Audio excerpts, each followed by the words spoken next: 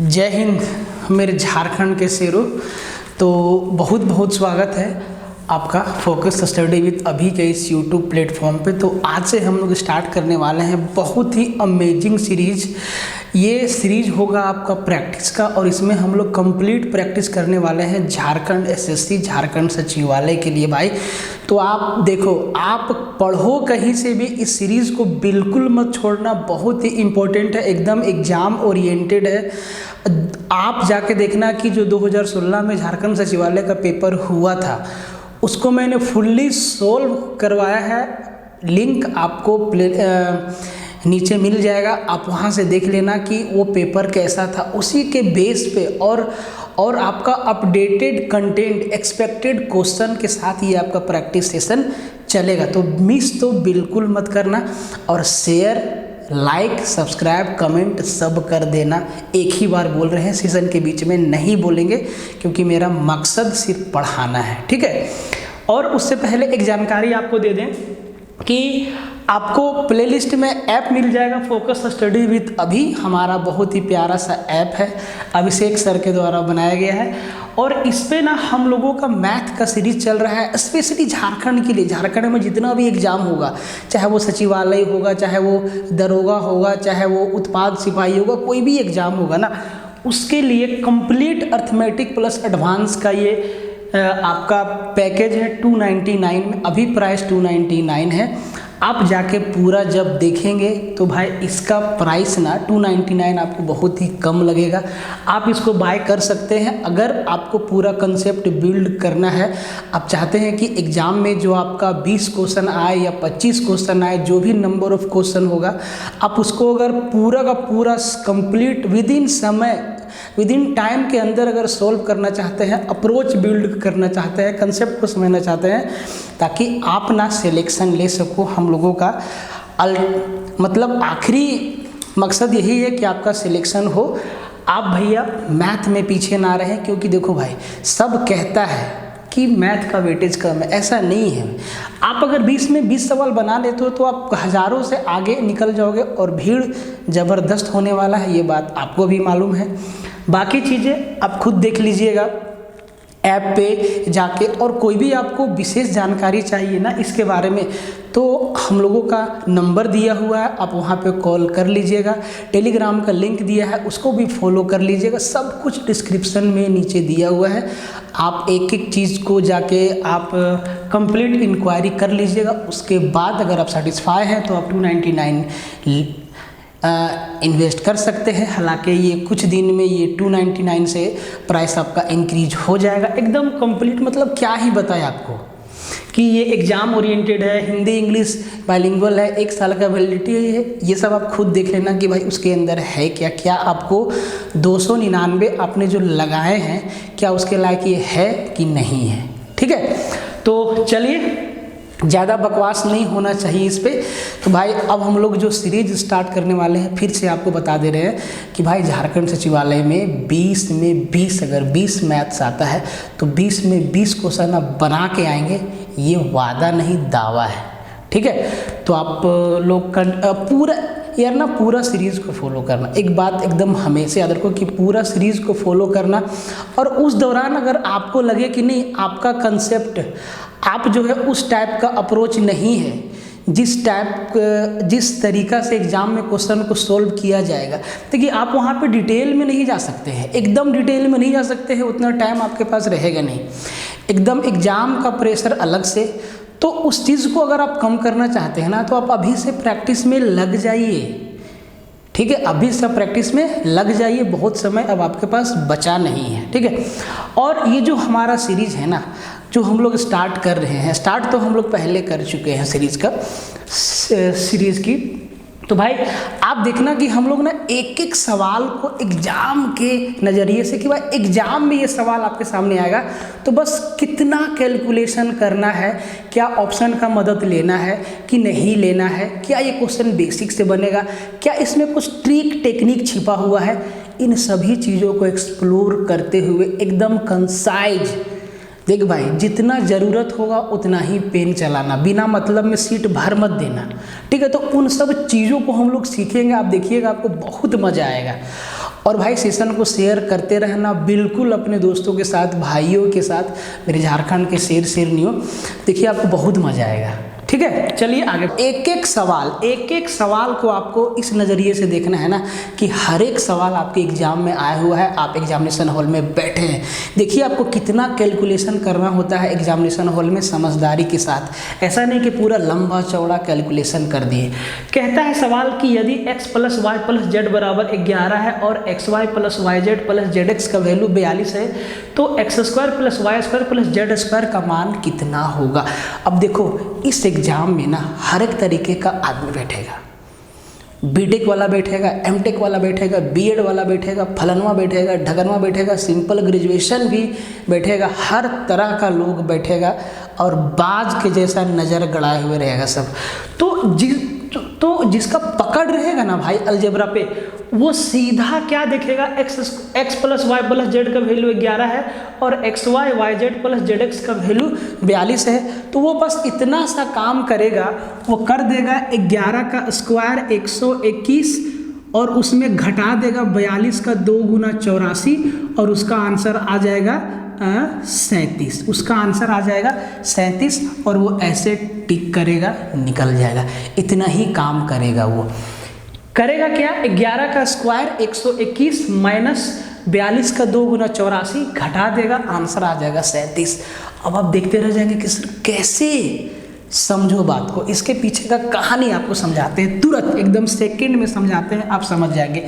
क्या आपको ये चीज़ मालूम है कि x + y + z का होल स्क्वायर बराबर क्या होता है, x² + y² + z² + 2 × xy + yz + zx, ये होता है।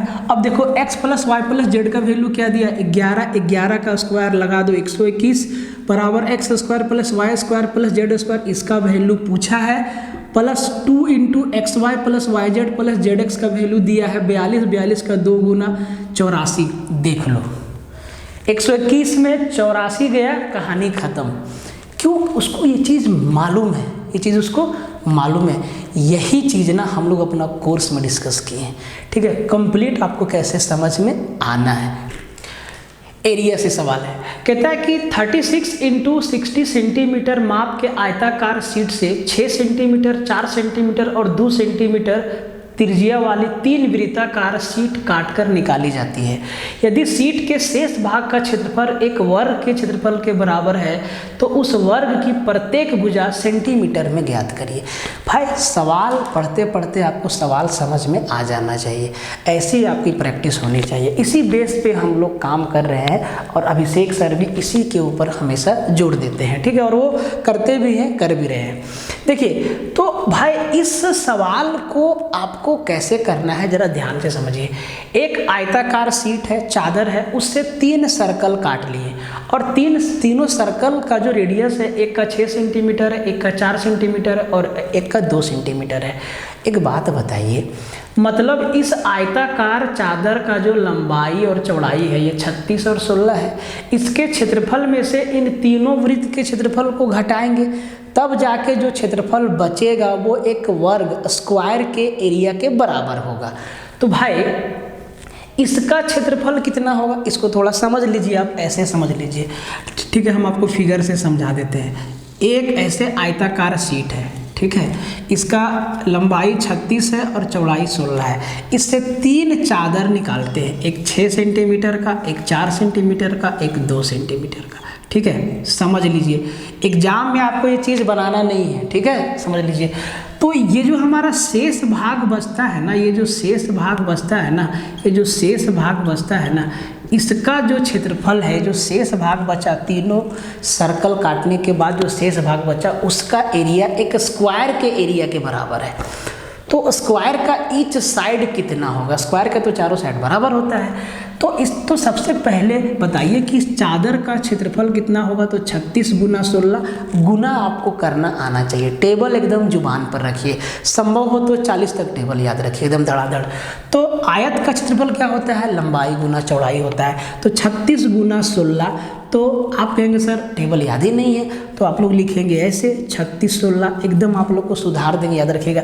ऐसे गुना नहीं करना है, गुना एक बार करिए, गुना हमेशा एक बार करिए, एक बार करिए। तो 16 छके 96, 16 तिहाई 48 और 9 57, 576 सेंटीमीटर स्क्वायर इसका इस पूरे चादर का एरिया होगा। अब इससे 3 सर्कल काट के निकाले हैं। तो सर्कल का क्षेत्रफल क्या होता है, पाई आर स्क्वायर, मतलब इसका भी pi r square plus pi r square plus pi r square, तीनों रेडियस अलग अलग है।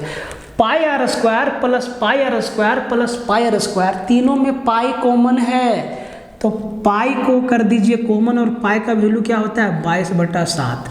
अंदर क्या बचेगा, इसका रेडियस का स्क्वायर प्लस इसका रेडियस का स्क्वायर प्लस इसका रेडियस का स्क्वायर, जो कि दिया है 6 4 और 3। तो 6 का स्क्वायर 36 प्लस 4 का स्क्वायर 16 प्लस 2 का स्क्वायर 4। जरा जोड़ दो मेरे भाई, तो 36 और 4 40 और 16 56, इसको जोड़े तो क्या आया 36 प्लस 16 प्लस 4 को जोड़े तो क्या आया 56। देखिए 7 से ये पूरा कट जाएगा 8 बार में। और 22 अट्ठे कितना होता है, टेबल याद रखना, 22 अट्ठे 176 होता है। तो 576 में 176 गया बच्चा 400 सेंटीमीटर स्क्वायर, और ये बराबर है एक वर्ग के क्षेत्रफल का। तो उस वर्ग का क्षेत्रफल क्या होगा, वर्ग का क्षेत्रफल क्या होता है, भुजा का स्क्वायर। उसका प्रत्येक साइड अगर a है तो भुजा का स्क्वायर a स्क्वायर। अगर a स्क्वायर का वैल्यू 400 सेंटीमीटर स्क्वायर है तो क्या a का वैल्यू 20 सेंटीमीटर नहीं होगा मेरे दोस्त, सीधा आंसर कर दीजिए। तो ये फिगर आपको समझाने के लिए बताएं। एरिया थोड़ा मुश्किल चैप्टर है और इसका वेटेज आपके एग्जाम में है, तो ये फिगर आप बनाने में टाइम वेस्ट मत करिएगा। कंसेप्ट को दिमाग में उतार लीजिए, समझ लीजिए कि आयताकार शीट है, इससे हमें एक 3 छोटा छोटा चादर सर्कल काट के निकालना है, और जो शेष बचता है ये भाग, इसका जो क्षेत्रफल है वो एक वर्ग के क्षेत्रफल के बराबर में है। इसका मतलब चादर के क्षेत्रफल में इन तीनों सर्कल के क्षेत्रफल को घटाना होगा। हमने घटा दिया चालाकी से। अब ऐसा नहीं कि इसका अलग से लिखिएगा पाई आर स्क्वायर प्लस इसका अलग से पाई आर स्क्वायर प्लस इसका अलग से पाई आर स्क्वायर। यहाँ आर का वैल्यू अलग अलग है, तीनों का रेडियस अलग अलग है। देखिए तो वहाँ से भी आपको पाई कॉमन लेना होगा, तो कैलकुलेशन को समझिए। मतलब हम पाई पहले कॉमन ले लिए और पाई का वैल्यू 22/7 रख दिए, कुछ भी नहीं दिया हुआ है तो पाई का वैल्यू 22/7 रख दिए। तो ये 36 प्लस 16 प्लस 4 जोड़े 56, और ये 7 से 8 बार में कट गया, और 22 अट्ठे 176, 576 में 176 गया 400 सेंटीमीटर स्क्वायर है, जो एक वर्ग का क्षेत्रफल है। तो उसका प्रत्येक भुजा कितना 20, 20 गुने 20 400। समझ आया बात मेरा, ऐसे करना होगा, ठीक है। कहता है कि रुपया 2000 की राशि पर 8.25% वार्षिक दर से 7 फरवरी 2022 से 20 अप्रैल 2022 तक की अवधि के लिए साधारण ब्याज ज्ञात करिए। जैसे ही साधारण ब्याज बोला, सिंपल इंटरेस्ट बोला, इसका टोटल फंडा आपके दिमाग में घूम जाना चाहिए, क्या दिया है और क्या पूछा है। तो भाई आपका जो प्रिंसिपल है वो दे दिया है 2000, रेट ऑफ इंटरेस्ट है 8.25% पर एनम। टाइम कैसे दिया है, टाइम दिया है 7 फरवरी 2022 से 20 अप्रैल 2022 तक की अवधि के लिए। अब ये सवाल छोटा है लेकिन यही मुश्किल लाइन है, इसको सोल्व कर लिया सवाल बन गया। क्योंकि किसको नहीं मालूम है कि साधारण ब्याज बराबर principal into rate into time upon 100 होता है, सबको मालूम है। खास क्या है तो भाई 7 फरवरी 2022 से 20 अप्रैल 2022 तक कितना समय होगा। तो देखिए समय कैसे निकालेगा। सबसे पहले देखिए कि फरवरी शामिल है, 2022 है क्या, 2022 लीप ईयर था नहीं था, तो लीप ईयर हमेशा 4 से भागा जाता है, 2022 4 से भागा नहीं जा रहा, मतलब लीप ईयर नहीं था। तो 7 फरवरी से 20 अप्रैल 2022 तक, मतलब तो 7 फरवरी से मतलब तो 7 फरवरी से 20 अप्रैल 2022 तक। तो आप इसको ऐसे जोड़िए, अप्रैल का 20 दिन और मार्च, पूरा मार्च 31 दिन का, 20 और 31 51 दिन, और फरवरी 7 फरवरी से, तो फरवरी होगा कितना दिन का, 28 दिन का, तो 28 में 7 गया तो 21 दिन बचा, उधर था 51 और 21 72 दिन का इंटरेस्ट आपसे पूछा है। नहीं समझे? समझिए। फरवरी में कितना दिन, 7 फरवरी से चालू है तो कितना दिन हुआ, 7 फरवरी, फरवरी आपका होता है 28 दिन का, लीप ईयर तो है नहीं, तो 28 में 7 गया, फरवरी में 21 दिन का इंटरेस्ट देना है आपको, समझ लीजिए। पूरा मार्च देना है 31 दिन का, और अप्रैल में 20 तक देना है 20 दिन का, जोड़िए तो 72 दिन होता है।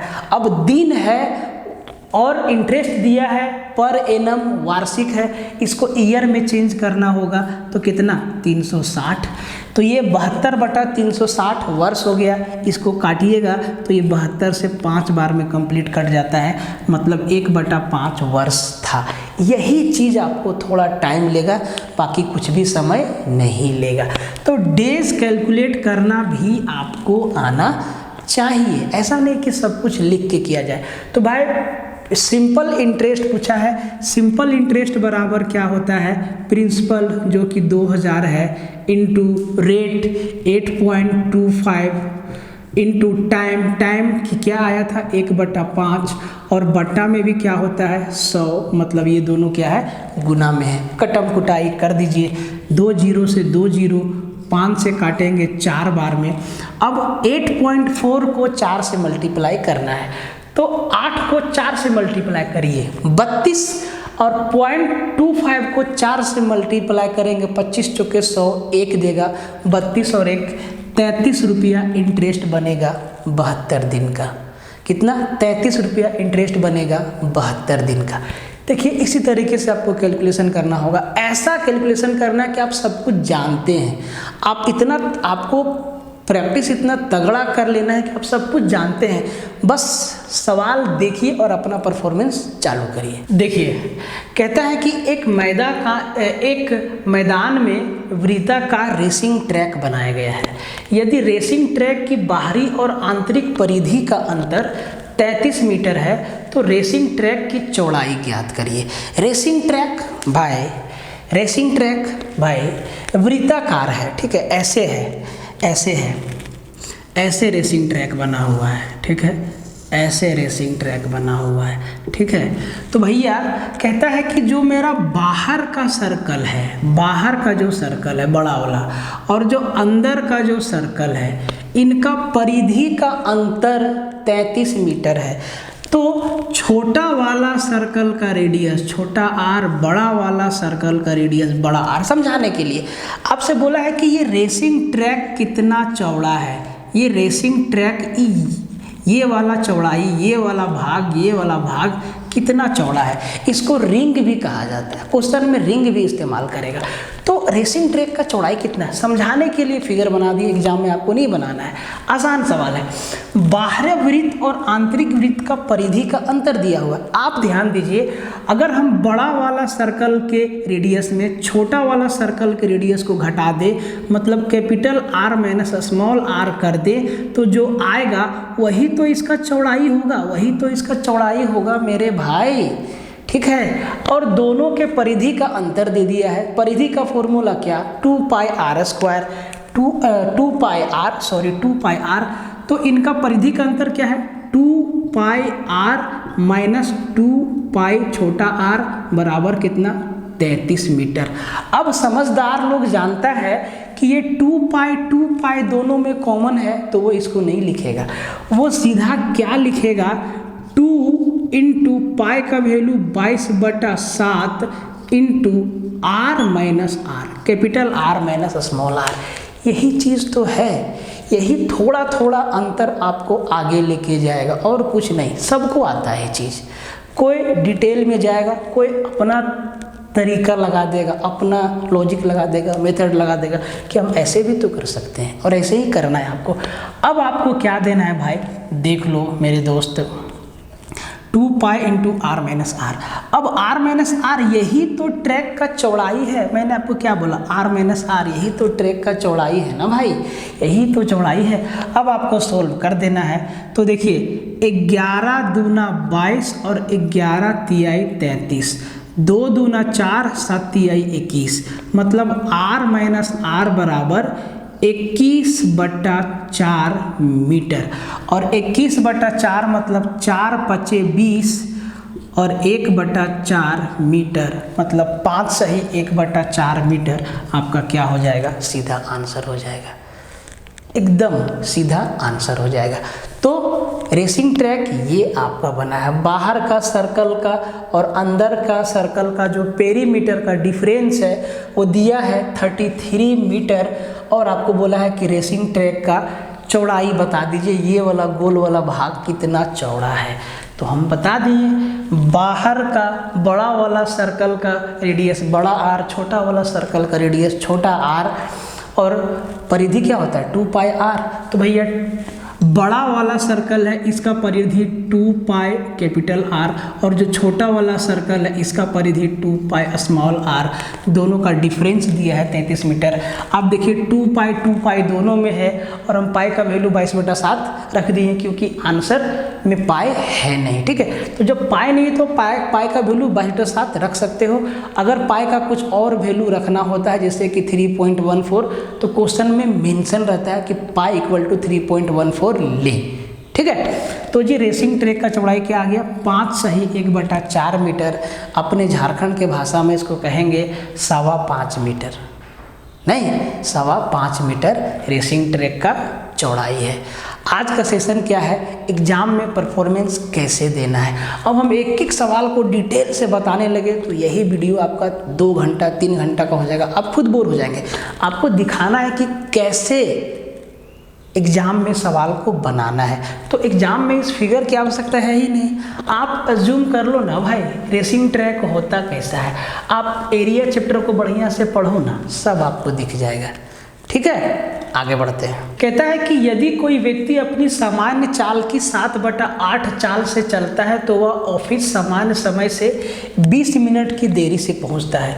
उसके द्वारा लिया जाने वाला सामान्य समय नॉर्मल टाइम मिनट में, क्या बोला है, मिनट में ज्ञात करिए। सवाल समझिए भाई, आपको ये चीज़ मालूम है कि जब डिस्टेंस कांस्टेंट है, आपको ए से बी जाना है, डिस्टेंस आपका कांस्टेंट है, तो स्पीड और टाइम एक दूसरे के इन्वर्सली प्रोपोर्शनल होते हैं। स्पीड और टाइम एक दूसरे के विपरीत होते हैं।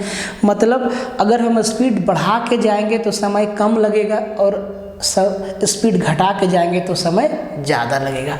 देखिए एक व्यक्ति अपनी सामान्य चाल की 7/8 चाल से जाता है, जो भी उसका नॉर्मल चाल था उस चाल से कम चाल से जाता है, 7/8 चाल से जाता है, तो वह ऑफिस 20 मिनट देरी से पहुंचता है। पक्का है कि वो देर से ही पहुंचेगा क्योंकि पहले उसका जितना स्पीड था उससे कम स्पीड से वो ऑफिस जाता है, तो भाई लेट से तो पहुंचेगा। तो सामान्य चाल का जो भी उसका नॉर्मल स्पीड रहता था डेली का, उसका 7/8 से जाता है। मतलब 7/8 का मतलब क्या है कि अगर वो पहले 8 का स्पीड से जाता था तो अब 7 का स्पीड से जाता है। पहले वो 8 के स्पीड से जाता था तो अब 7 के स्पीड से जाता है। तो 8 उसका क्या था, नॉर्मल स्पीड, और 7 उसका क्या है, आज जो वो जा रहा है कम स्पीड से। तो जब डिस्टेंस कांस्टेंट होना तो जो स्पीड का रेशियो होता है ना उसका उल्टा होता है टाइम का रेशियो। ये स्पीड का रेशियो 8:7 है तो टाइम का रेशियो हो जाएगा 7:8।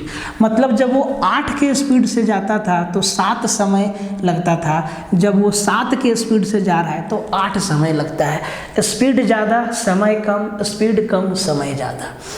क्वेश्चन में क्या दिया है, कि वो सामान्य समय से ऑफिस 20 मिनट देरी से पहुंचता है। यहाँ पे कितना अंतर है समय का, तो जी 1 यूनिट का अंतर है। इसका मतलब इसी 1 यूनिट का वैल्यू आपको 20 मिनट दिया है। अगर 1 यूनिट का वैल्यू 20 मिनट है तो उसका सामान्य समय क्या है, यही 7 है ना सामान्य समय। अगर 1 का वैल्यू 20 है तो 7 का वैल्यू 7 दूना 14 140 मिनट है। और 8 का वैल्यू क्या हो गया, 8 दूना 16 160 मिनट। देखिए दोनों का अंतर 20 मिनट है ना। तो पूछा है कि उसका सामान्य समय नॉर्मल टाइम क्या है, तो 140 मिनट क्या हो जाएगा, आंसर हो जाएगा। कंसेप्ट आपको आपके दिमाग में रहना चाहिए, आपको समझना होगा, तभी आप अच्छा परफॉर्मेंस कर पाएंगे। नहीं तो बेसिक से जाएंगे तो फिर आपका समय लग जाएगा। धुरंधर लोग इतना भी नहीं लिखेगा, सीधा वो देखेगा कि पहले 8 था तो अब 7 से जा रहा है, मतलब स्पीड का रेशियो 8:7 है, तो टाइम 7:8 हो जाएगा। डिफरेंस 1 है, 1 का वैल्यू 20 है तो 7 का वैल्यू 7 दूना 14 140 मिनट। ख़त्म कहानी।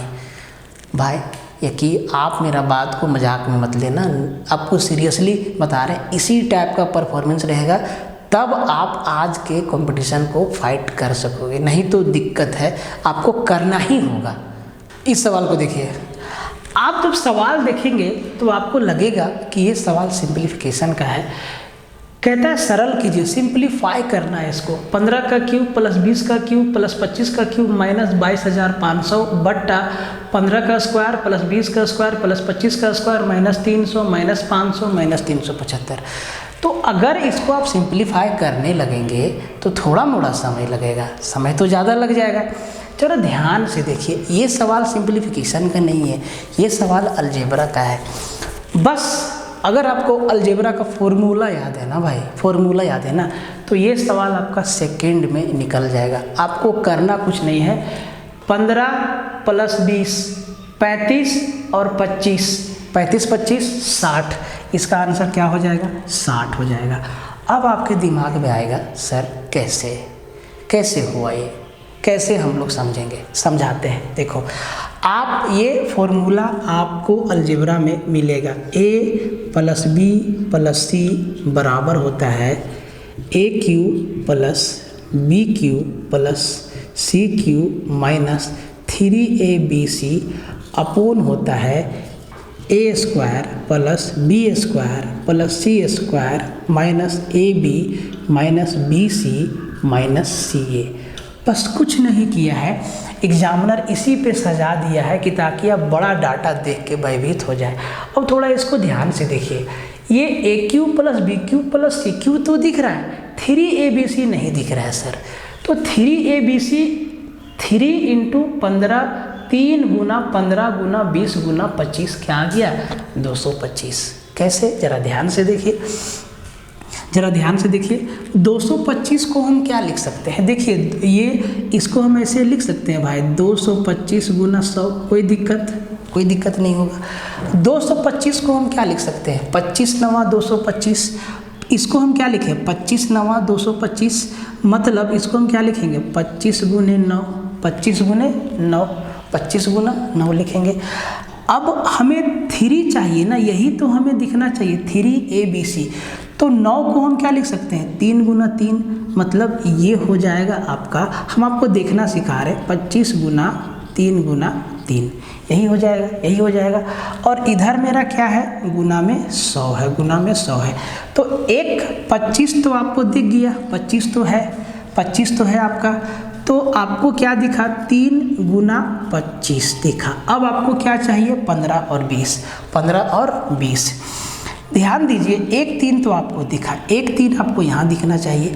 तो हम 100 को नहीं लिख सकते हैं 20 गुना 5, 100 को लिख सकते हैं 20 गुना 5, 20 गुना 5। तो 5 को इस 3 से मल्टीप्लाई कर दो, 5 दिया 15 और 20 अपने जगह पर रहेगा। क्या आपको 3abc नहीं दिखा, दिख गया। इसका मतलब ये इसी फॉर्मूला पे बेस्ड है। नीचे भी आप देख लीजिए, ऊपर आपको दिखा है, नीचे भी आप देख लीजिए। नीचे क्या है, ए स्क्वायर है, 15 का स्क्वायर, बी स्क्वायर, सी स्क्वायर, माइनस क्या होता है, ए बी, मतलब 15 गुना 20, 15 दूना 30, 300 BC 25 गुना 20 गुना 25 500, CA 15 गुना 25 375। ये चीज़ आपको बखूबी आना चाहिए, ये आसान नहीं है, इनको समझना होगा बढ़िया से, तब जाके सवाल आपका बनेगा।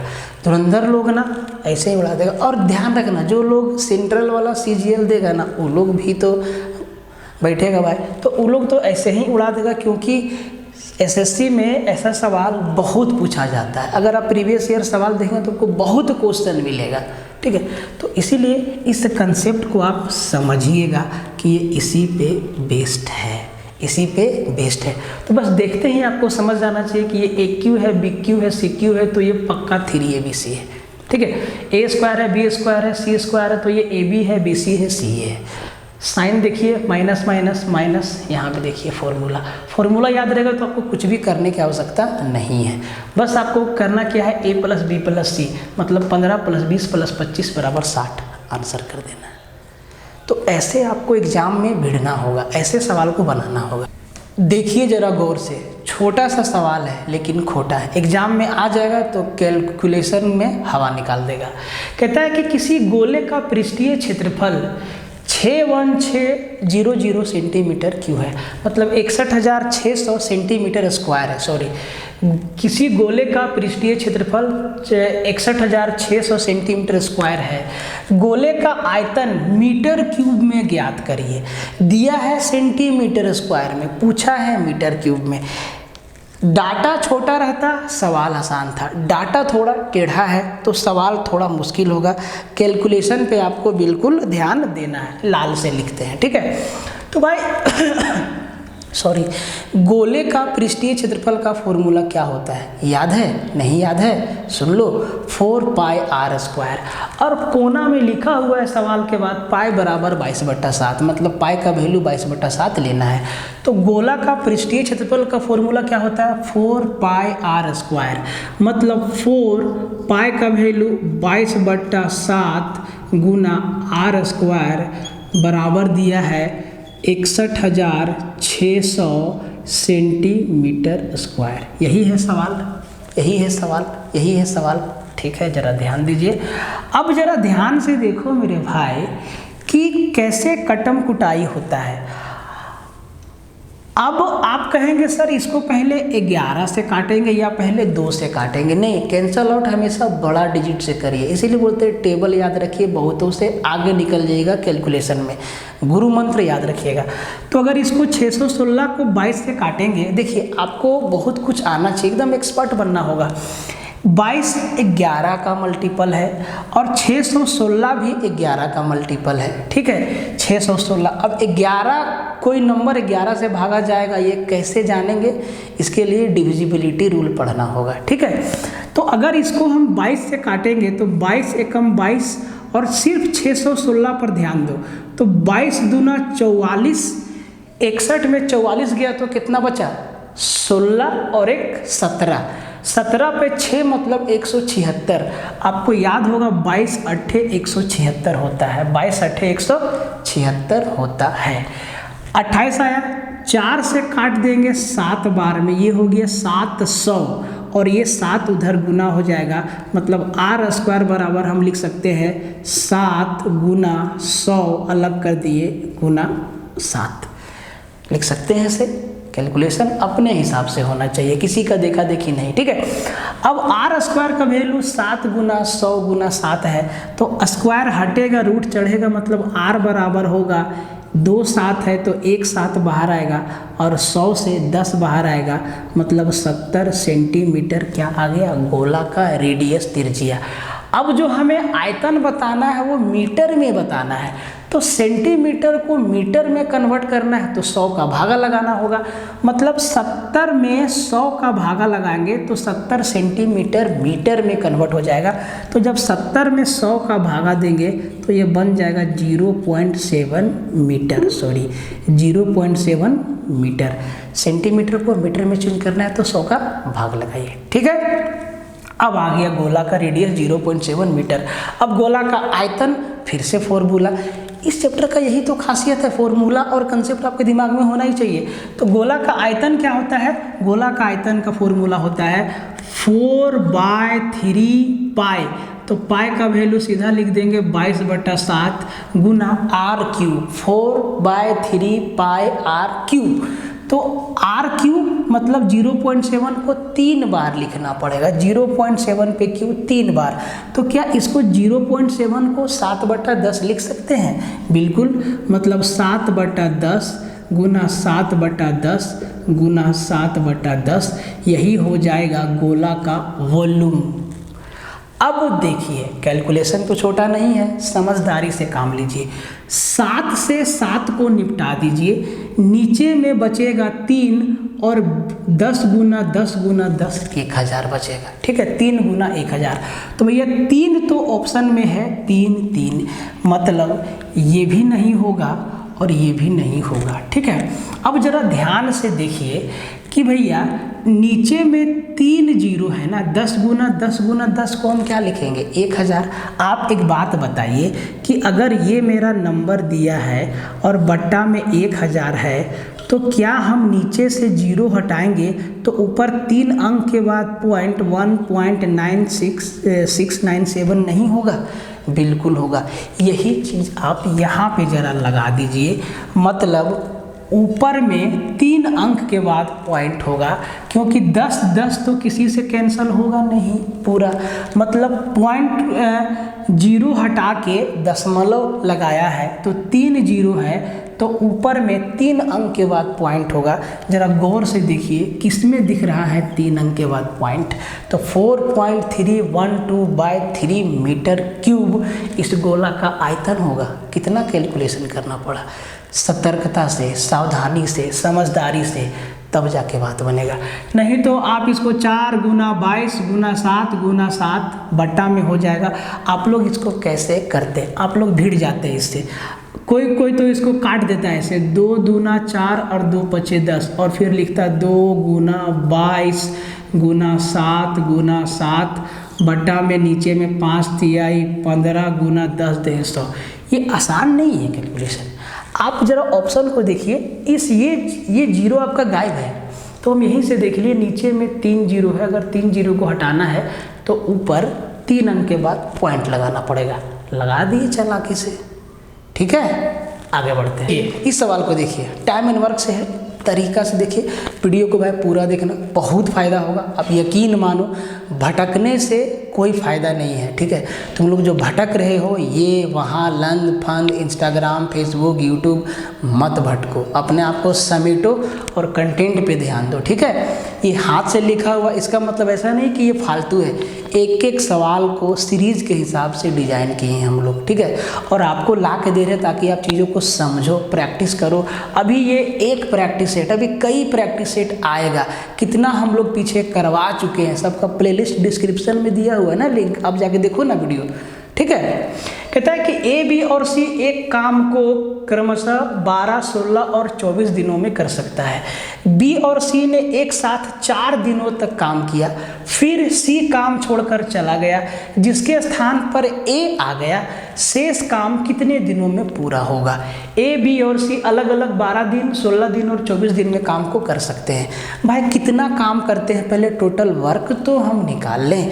तो देखिए ए बी और सी हमेशा आप याद रखिए, आप समझिए बात को कि ए जो है काम को करता है 12 दिन, बी जो है काम को करता है 16 दिन और सी जो है काम को करता है 24 दिन। बहुत सारा जो पुराना वाला बुक है, जिसको बहुत कोचिंग वाला अभी भी उसको पढ़ाता है, उस बुक में, नाम नहीं लेंगे, उस बुक में टाइम एंड वर्क ऐसा चैप्टर है जो बहुत आसान है, लेकिन उनको फ्रैक्शन मेथड से बताया गया है। आप वो मेथड फॉलो मत करना, वही चीज़ को हम ऐसे भी कर सकते हैं। ठीक है, तो 12, 16, 24 का एलसीएम कितना? एलसीएम हमेशा टोटल वर्क होगा। तो भाई 12, 16, 24 का एलसीएम कितना? 48। टोटल काम कितना करवाना है? 48 यूनिट। ए 12 दिन में 48 यूनिट, हर दिन 4। बी 16 दिन में 48, हर दिन 3। सी 24 दिन में 48, हर दिन 2। अब 4, 3, 2 ये क्या होता है? ये ए बी सी का क्षमता है, इफिशियंसी है, इनका क्षमता है। ठीक है भाई, टाइम एंड वर्क पूरा डिटेल से हम पढ़ा रहे हैं, एक एक चीज़ समझा रहे हैं। आप जाके देखना, ऐप पे सारा कुछ है, लिंक डिस्क्रिप्शन में दिया हुआ है, आप चाहो तो चेक कर सकते हो। ठीक है, देखिए कहता है कि बी और सी ने एक साथ काम 4 दिनों तक किया। बी और सी काम करता है 4 दिन तक। बी एक दिन में कितना काम कर सकता है? 3 यूनिट। सी कितना? 2 यूनिट। दोनों मिल के कितना यूनिट? 5 यूनिट। और ये लोग 4 दिन तक काम किया, कितना काम हो गया? 20। भाई 48 में 20 हो गया, 48 में 20 काम कर दिया कौन? बी और सी। कितना काम बच गया? 28 यूनिट। हर चीज़ को लिखना जरूरी नहीं है। 48 में 20 हो गया, कितना काम बच गया? 28 यूनिट। अब सी काम छोड़कर चला गया, सी काम छोड़कर चला गया और सी के स्थान पर ए आ गया। मतलब अब जो 28 यूनिट काम बचा है वो करेगा ए और सी मिल के, बी और ए मिल के, क्योंकि बी और सी स्टार्ट किया था, सी काम छोड़ के चला गया 4 दिन बाद। अब बी और ए मिल के काम करेगा, कितना? 28 यूनिट। वही पूछा है कि 28 यूनिट काम खत्म होने में कितना दिन लगेगा। तो भाई ए और बी एक दिन में कितना काम कर सकता है? 4 और 3 7 यूनिट। तो 28 यूनिट खत्म होने में 28/7 4 दिन का समय लगेगा।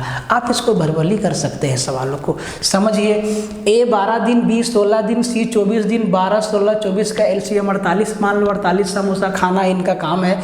ए 12 दिन में 48 समोसा खाता है तो हर दिन 4 समोसा खाएगा। बी 16 दिन में 48 समोसा खाता है तो हर दिन 3 समोसा खाएगा। सी 24 दिन में 48 समोसा खाता है तो हर दिन 2 समोसा खाएगा। बी और सी खाना स्टार्ट करता है और 4 दिन तक खाता है। बी और सी डेली कितना खा सकता है? दोनों 3 और 2 5 समोसा। 4 दिन में कितना खाएगा? 20 समोसा।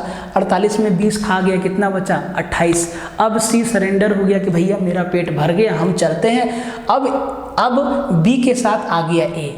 तो भाई कितना समोसा बच गया? 28 समोसा।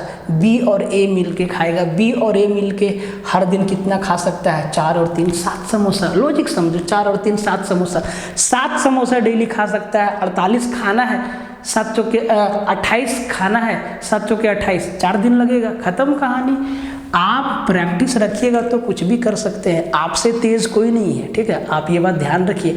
बस आप अपने आप को क्या है कि एकदम आलसी बना दिए हो।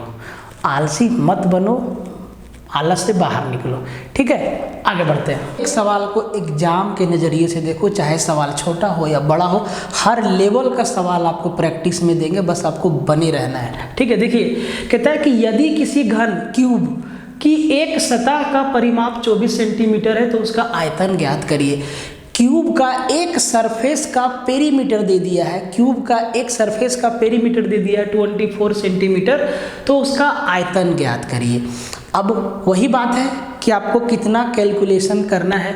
क्यूब का एक सरफेस का पेरीमीटर है 24 सेंटीमीटर और क्यूब का हर सरफेस बराबर होता है। एक क्यूब बनता कैसे है? तो भैया 6 स्क्वायर को अगर 6 बराबर स्क्वायर को एक बक्सा का शेप दे दो तो वो क्या हो गया? क्यूब हो गया। जैसे लूडो का गोटी क्या है? वो क्यूब है। उसका 6 सतह होता है, हर सतह बराबर होता है। एक सतह का परिमाप दे दिया है 24 सेंटीमीटर। हर सतह बराबर मतलब हर भुजा बराबर। एक सतह मतलब एक वर्ग का परिमाप 24 सेंटीमीटर है, मतलब वर्ग का हर एक भुजा बराबर होता है। और 4 भुजा होता है, चारों भुजा का योग 24 है, मतलब एक भुजा 6 है। जब एक भुजा 6 मिल गया मतलब क्यूब का घन का प्रत्येक भुजा 6 है, 6 सेंटीमीटर है, तो घन का आयतन क्या होता है? भुजा का क्यूब। भुजा का क्यूब मतलब 6 का क्यूब 216 सेंटीमीटर क्यूब। आप कहेंगे सर आसान सवाल है तो आप आसानी से कर दे रहे। नहीं, वो सवाल भी आपके सामने लाएंगे जिसमें बड़े बड़े धुरंधर फंसेंगे, लेकिन आपको नहीं फंसना, ठीक है? अब इसके पीछे का कहानी समझिए। क्यूब, जैसे ही क्यूब आया ना तो भाई ऐसा फिगर एक ऐसा आप समझिए कि लूडो का गोटी है जिसका हर एक फलक क्या है? बराबर है। हर एक सरफेस क्या है? बराबर है। ये आपका क्यूब है। इसका लंबाई चौड़ाई ऊंचाई सब क्या होता है? बराबर होता है। तो भैया कोई एक सतह मान लीजिए ये सामने वाला सतह है, इसका परिमाप दे दिया है 24 सेंटीमीटर। परिमाप मतलब क्या होता है? पेरीमीटर क्या होता है, तो किसी भी फिगर का बाउंड्री का लेंथ होता है, तो इसका ये ऐसे लंबाई चौड़ाई का लेंथ क्या होगा 24 सेंटीमीटर, और चारों तरफ बराबर है, मतलब हर तरफ 6 है, हर तरफ 6 है। तो अब ये कहता है कि भैया ये जो घन है क्यूब है इसका वॉल्यूम क्या होगा, तो आयतन क्या होता है, भुजा का क्यूब मतलब 6 का क्यूब 216 सेंटीमीटर क्यूब। भाई पूरा का पूरा वॉल्यूम को हम खोल के रख दिए हैं क्लास में, आप देखिएगा ऐप पे सारा का सारा वीडियो पड़ा हुआ है, ठीक है। तो जी इसका आंसर क्या होगा 216 सेंटीमीटर क्यूब। ये आपको जानना ही होगा, सीखना ही होगा कि एग्जाम में कैसे परफॉर्मेंस देना है, यहीं से सीख के जाना है, तब जाके मज़ा आएगा। ऐसे ही हम आपके सामने बकबक नहीं कर रहे, ठीक है। कि अमित ने एक लैपटॉप उसके अंकित मूल्य पर 25% की छूट पर खरीदा। यदि उसने लैपटॉप के लिए 28,473 रुपया का भुगतान किया तो उसका अंकित मूल्य क्या है, मार्क प्राइस क्या है। डिस्काउंट हमेशा मार्क प्राइस पे मिलता है, डिस्काउंट हमेशा मार्क प्राइस पे मिलता है। जो प्राइस वस्तु पे लिखा रहता है MRP, उस पर 25% का इसको छूट मिला, 25% का छूट मिला, तब जाके छूट मिलने के बाद वो 28,473 का भुगतान किया, तो उसका अंकित मूल्य MRP आपसे पूछा है। बात को समझ लीजिए, MRP आपसे पूछा है कि उसका MRP क्या है, कैसे निकालेंगे, समझना बात को। 25% देखो, मैं बार बार आपको एक ही बात समझा रहा हूँ कि उल्टा पलटा पेन मत चलाना। जो डाटा यहाँ दिया हुआ है उसको दोबारा से लिखने की आवश्यकता नहीं है। इतना लिखो, इतना तरीका से समझदारी से लिखो कि आपका सीधा आंसर निकल के आए। तो भाई 25% का मतलब क्या होता है, 1/4, मतलब 4 पे 1 का उसको डिस्काउंट मिला, 4 रुपया पे 1 रुपया का उसको डिस्काउंट मिला। इसका मतलब 4 रुपया में 3 रुपया उसको देना पड़ा, 4 रुपया में 3 रुपया उसको देना पड़ा। तो जो लैपटॉप का MRP था ना, जो लैपटॉप का MRP होगा वो सीधा हो जाएगा 28,473 का 4/3। ये उसका क्या हो गया, MRP हो गया। भाई मेरे इसी तरीक़ा से कैलकुलेशन करना, अगर आप इससे बेहतर कर सकते हो तो ज़रूर करना, खुशी होगी मुझे, ठीक है। अब इसको काटो। अब ये नंबर 3 से कटना है। कोई नंबर 3 से कटेगा कि नहीं कटेगा कैसे जानेंगे, तो इसका डिजिट का सम ना 3 मल्टीपल होना चाहिए। तो 2 और 8 10 और 4 14, 14 और 7 21, 21 और 3 24, 24 3 का मल्टीपल है, मतलब ये नंबर 3 से कटेगा। काट दो 3 से, देखो 3 9 27, 1 बचा 14, 3 चौके 12, 2 बचा, 3 9 27, 3 एकम 3। उल्टा पलटा गुना मत करो, ये भी सीख लो। 1 को 4 से मल्टीप्लाई करेंगे, यूनिट डिजिट 4 आएगा। इसका यूनिट डिजिट 6 है, इसका भी 6 है, ये दोनों का 4 4 है, मतलब 2 ऑप्शन देखना होगा। देखो 4 एकम 4, 4 9 36 के 6, लास्ट में 64 किसका है, 37,964 इसका क्या हो जाएगा आंसर। ज़रूरत ही नहीं है कि आप पूरा गुना करो, सही आंसर देने से मतलब रखो, ठीक है। लॉजिक लगाओ, सोचो, थोड़ा समय दो प्रैक्टिस में, तब जाके ये चीज़ निखर के आएगा, ठीक है। अब आप लग जाएंगे नहीं हम पूरा आंसर देंगे, तो 4 एकम 4, 4 9 36 के 6, हाथ में 3, 4 चौके 16 और 3 19, हाथ में 1, 4 9 36 और 1 37। क्या ज़रूरत था इसको करने का, कोई ज़रूरत नहीं था आपको। आप यहाँ देखिए भाई, ऑप्शन आपका साथ दे रहा है, बिल्कुल साथ देगा। 2 ऑप्शन में लास्ट में 6 6 था, लास्ट में 4 एकम 4, यूनिट डिजिट 4 आएगा। 2 में 4 था, ठीक है। अब ये भी हो सकता है, ये भी हो सकता है। हम देख लिए 2 डिजिट आखिरी का, क्योंकि लास्ट में 64 है और लास्ट में 94 है, तो इसका आया 64, मतलब ऑप्शन नंबर सी हमारा क्या होगा, आंसर होगा सीधा। अब थोड़ा समझ लो इसको, थोड़ा समझ लो इसको। 25% का डिस्काउंट दिया, मतलब 1/4, 4 पे 1 रुपया छोड़ दिया, मतलब वो 4 रुपया पे 3 रुपया लिया, और 4 रुपया पे 3 रुपया लिया, इसका मतलब इसी का वैल्यू सवाल में दिया है 28,473।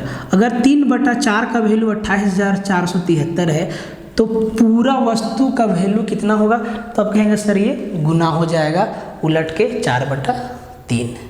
प्रॉफिट लॉस का कंसेप्ट समझो, सीखो। ठीक है। देखिए अगला सवाल एवरेज से है। कहता है कि अमर ने अभी हाल ही में अपने से 4 वर्ष छोटी लड़की से शादी की है। भाई नौकरी लगेगा तुम लोग का भी शादी होगा, ठीक है। 5 वर्ष बाद उनकी औसत आयु 33 वर्ष होगी। लड़की की वर्तमान आयु ज्ञात करिए। देखिए अमर और जो उनकी दुल्हनिया है उनके बीच में एज डिफरेंस कितना का है, 4 साल का है। अमर 4 साल बड़े हैं, ठीक है। और कहता है कि 5 वर्ष बाद उनकी औसत आयु 33 वर्ष होगी। दोनों का औसत आयु 33 वर्ष होगा। एक बात बताइए, 5 साल बाद उन दोनों का कुल आयु कितना होगा? अगर 2 आदमी का औसत आयु 33 वर्ष है तो उनका कुल आयु कितना होगा? तो 33 दूना 66 वर्ष। मतलब अमर और जो उनकी दुल्हनिया है 5 साल बाद उन दोनों का टोटल आयु कितना होगा? 66 वर्ष। 66 वर्ष दोनों का आयु है आज से 5 साल बाद। तो अगर इनको बोले कि अभी इनका आयु कितना है तो 66 में 10 साल घटा देंगे। क्यों? ये दोनों का आयु है अमर और उनकी दुल्हनिया का 5 साल बाद। तो अगर हम उनको 5 साल पीछे लाएंगे तो दोनों का आयु 5-5 साल घटाएंगे, मतलब 10 साल घटाएंगे। तो 66 में 10 गया तो कितना? 56 साल। मतलब अभी इन दोनों का एज का सम, उम्र का जोड़ 56 साल है। 56 साल है जिसमें अमर है और इनकी दुल्हनिया का उम्र है, ठीक है। और कहता है कि अमर से उनकी दुल्हनिया 4 साल छोटी है। अब ना ऑप्शन को भी जरा ध्यान से देखो। ऑप्शन में भाई सब कुछ रहता है। 30, 31, 26, 35। 30 और 26 जोड़ो 56 होता है।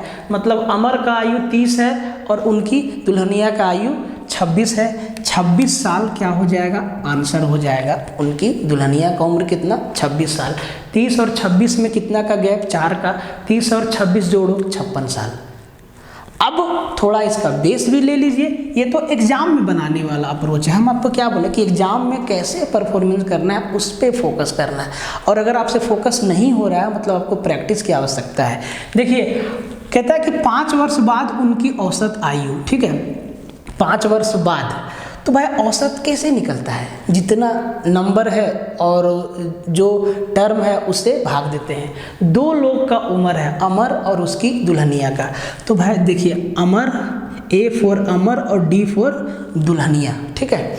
तो इनका उम्र, इन दोनों के उम्र को 2 से भागा दिया होगा, तब जाके कितना आया होगा?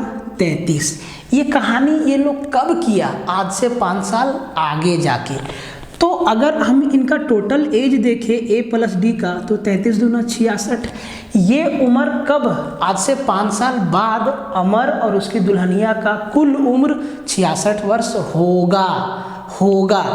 तो अगर हम इनको 5 साल पीछे लाएं तो 5 साल अमर का भी उम्र घटेगा और 5 साल इनकी दुल्हनिया का भी उम्र घटेगा।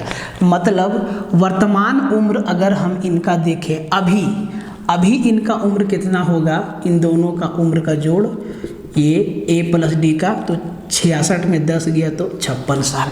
अभी इन दोनों का उम्र क्या है? 56 साल, दोनों का जोड़।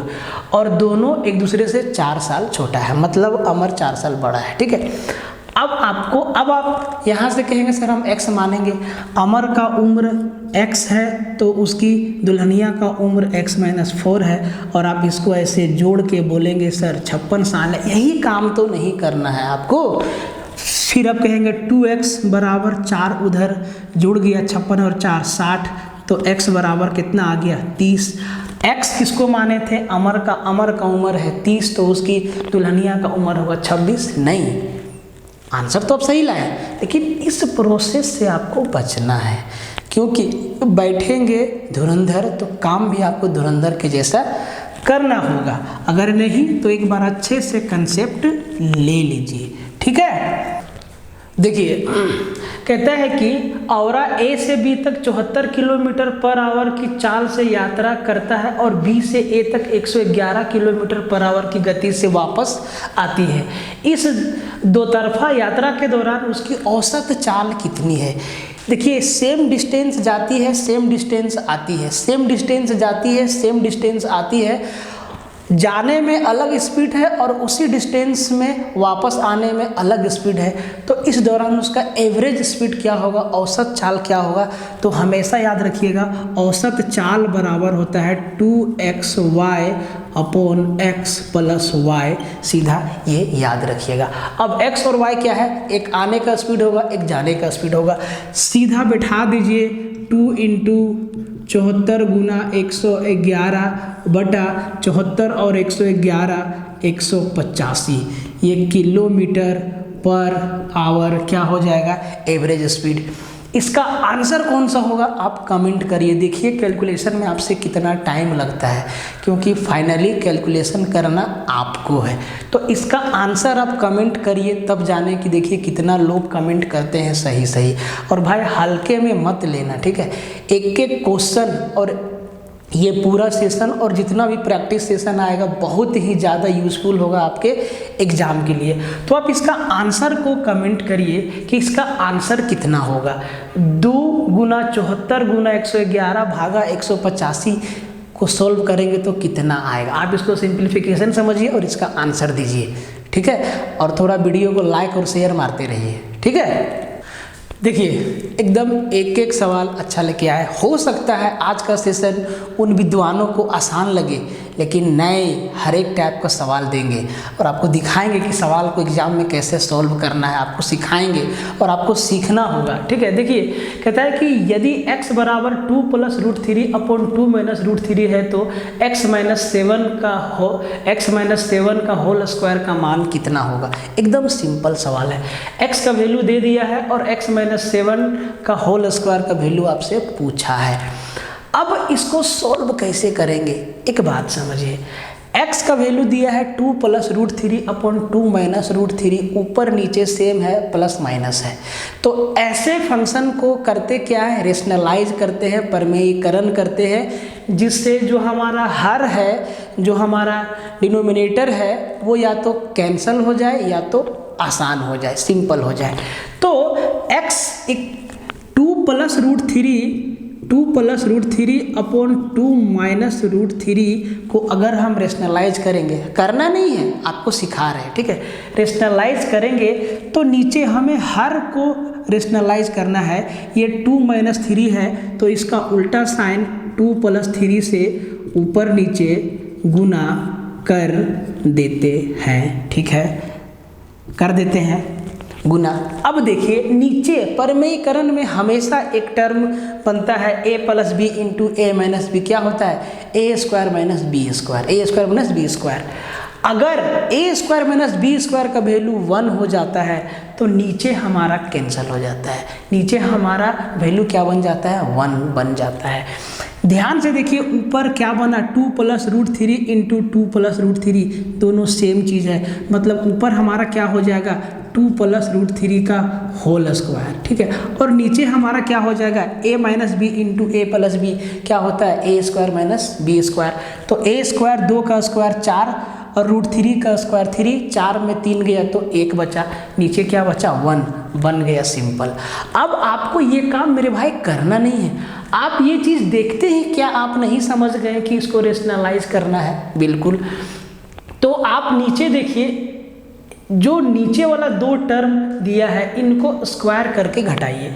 a² 2 का स्क्वायर 4 और √3 का स्क्वायर 3, 4 में 3 गया 1, मतलब नीचे हमारा क्या बना 1 बना। मतलब फाइनली ऊपर हमारा क्या बनेगा 2 + √3 × 2 + √3, मतलब 2 + √3 का होल स्क्वायर, क्योंकि जो रेशनलाइज होगा वो ऐसे होगा। अगर आप डिटेल में लिखेंगे तो आपको ये काम करना होगा। हम आपको समझा रहे हैं कि एग्जाम में आपको परफॉर्मेंस कैसे देना है, क्योंकि जो विनर होगा ना वो इसी तरीके से सोचेगा, ठीक है, वो डिटेल नहीं लिखेगा महाभारत रामायण, ठीक है। तो आप ऐसे चीज़ों को करेंगे। तो भाई x का वैल्यू आपको फाइनली क्या मिला, x का वैल्यू आपको फाइनली क्या मिलेगा, यहाँ आप देख लीजिएगा। तो 2 - √3 और इंटू हो जाएगा नीचे में 2 + √3 से ऊपर नीचे, मतलब फाइनली हमको x का वैल्यू क्या मिला 2 माइनस 2 प्लस रूट 3 का होल स्क्वायर। जरा इसको तोड़ दीजिए, 2 का स्क्वायर 4, ये क्या है a प्लस बी का होल स्क्वायर है। इसको भी तोड़ने में आप एकदम लॉजिक का इस्तेमाल करिए। तो a square plus b square, 2 का स्क्वायर 4, रूट 3 का स्क्वायर 3, तो 4 और 3 7, प्लस 2ab, 2 इंटू 2 4, 4 रूट 3 क्या आ गया, x का वैल्यू आ गया। अब x का वैल्यू को x के जगह पर रख दीजिए, तो x का वैल्यू 7 प्लस 4 रूट 3 और माइनस में 7 है और इसका होल स्क्वायर है। -7 प्लस 7 कट गया, 4 रूट 3 का होल स्क्वायर, 4 का स्क्वायर 16 और रूट 3 का स्क्वायर 3, 16 तिहाई 48 आपका क्या हो जाएगा, आंसर हो जाएगा। ठीक है, प्रैक्टिस आपको ऐसे करना है, बल्कि हम चाहते हैं कि आप हमसे भी बढ़िया, अगर आपको आप अगर देखिए कोई भी बेस्ट नहीं है दुनिया में, ठीक है, सुधार करिए, बढ़िया बनिए और भी तगड़ा तरीका से आप रजनीकांत बन जाइए और ऑप्शन देखिए और आंसर ठोक दीजिए। बस सही होने से मतलब है, नौकरी लग जाएगा। इस सवाल को देखिए, घातांक और करने से सवाल आता है, ठीक है, आया है सवाल, कहता है कि यदि root under 64 minus cube root under 64 equal to, ये रूट पे करनी 4 है, अंडर y है, जहाँ y ग्रेटर देन 0 है, तो y का मान क्या होगा। सिंपल सा बात है, कैसे निकालेंगे। अब आप लोग करेंगे क्या कि इसको फिर से लिखेंगे। बार बार हम एक ही बात को बोलते हैं, जो डाटा दिया गया है उसको दोबारा रिपीट नहीं करना है। आप कैलकुलेशन लिखिए, आप हमेशा जीत के आइएगा, याद रखिएगा, ठीक है। तो भैया रूट अंडर 64 मतलब कितना, 8 माइनस क्यूब रूट अंडर 64 मतलब 4 बराबर ये y पे करनी चढ़ा है 4। अच्छा एक बात बताइए, इसका मतलब क्या होता है, इसका मतलब क्या होता है, 1/2 होता है, यहाँ पे 2 छिपा हुआ होता है। अगर यहाँ पे 4 चढ़ा हुआ है करनी, तो इसका मतलब क्या होता है, 1/4 होता है। ये चीज़ आपको समझना होगा, ठीक है। तो हम इसको क्या लिख सकते हैं, इसको हम इसी तरीक़ा से लिख सकते हैं कि ये y का पावर 1/4 है, ठीक है। अब जरा ध्यान से देखिए, 8 में 4 गया, कितना बचा, 4 बराबर y का पावर 1/4। हमें y का वैल्यू चाहिए, ये 1/4 4 के ऊपर आएगा तो ये हो जाएगा 4 का स्क्वायर 4 बराबर y, और 4 का स्क्वायर 4 मतलब कितना, 256। y का वैल्यू कितना होगा, 256। एकदम सिंपल कैलकुलेशन, घातांक और करनी से सवाल है। देखिए ये सब ना छोटा छोटा सवाल आपको करना आना चाहिए, इसमें फंसना नहीं है, ठीक है, फंसना नहीं है। रूट 64 मतलब 8, क्यूब रूट 64 मतलब 4, रूट अंडर, देखिए यहाँ पे जितना होगा ना, यहाँ पे अगर रूट है मतलब यहाँ पे 2 छिपा हुआ, इसका मतलब जो नंबर अंदर है ना, ये इसका 2 परफेक्ट फैक्टर होगा। 64 को 8 गुना 8, यहाँ पे पावर 3 है, मतलब ये क्या हो जाएगा, पावर 3 है, मतलब 64 को हम क्या लिखेंगे, 4 गुना 4 गुना 4। घातांक और करनी में डिटेल से आपको बता रहे हैं कोर्स में, ठीक है। तो भैया इसका आंसर क्या हो जाएगा, y का वैल्यू 256, सीधा 256 क्या हो जाएगा, इसका आंसर हो जाएगा, ठीक। आइए, तो ये है आज का आपका आखिरी सवाल इस सेशन का, और ये सिंप्लीफिकेशन का सवाल है, सरलीकरण का सवाल है, आपको बनाना है, आपको बनाना है। अब बना के आंसर को कमेंट में करिए, देखते हैं किनका आंसर सही होता है, ठीक है। तो भाई इसका आंसर आप कमेंट में बताइए कि आपका इसका आंसर कितना आया, कमेंट में इसका आंसर बताइए। और मेरे दोस्त वीडियो आपको कैसा लगा, है तो बहुत यूज़फुल, ये तो पक्का है, आपको कैसा लगा आप बताइए। मैंने अपने अनुभव के हिसाब से, अभिषेक सर के गाइडेंस के हिसाब से इस प्रैक्टिस सेट को डिज़ाइन किया, और ऐसे ही बेहतरीन से बेहतरीन प्रैक्टिस सेट आपको आगे अब मिलता रहेगा। आपको रेगुलर रहना है, वीडियो को आखिरी तक देखना है। आप अगर वीडियो को आखिरी तक देखे हैं, आप देख रहे हैं सबसे आखिरी में, तो भैया इसका आप आंसर कमेंट करके बता दीजिए, ठीक है। इसी तरीका का मिक्स प्रैक्टिस सेट करते करते हम लोग पूरे मैथ का प्रैक्टिस कर लेंगे यहीं पे, बस आपको साथ देना है, ठीक है। तो ये सेशन आपको कैसा लगा कमेंट करके ज़रूर बताइएगा एकदम। और अगर आप चैनल पे नए हैं तो भाई सब्सक्राइब करना बिल्कुल मत भूलना। अभिषेक सर आप लोग के लिए एक से एक कंटेंट ला रहे हैं JSSC CGL के लिए, आप उनको एकदम कायदे से देखिए, समझिए, ठीक है। मिलते हैं फिर अगले प्रैक्टिस सेशन में, तब तक के लिए जय हिंद।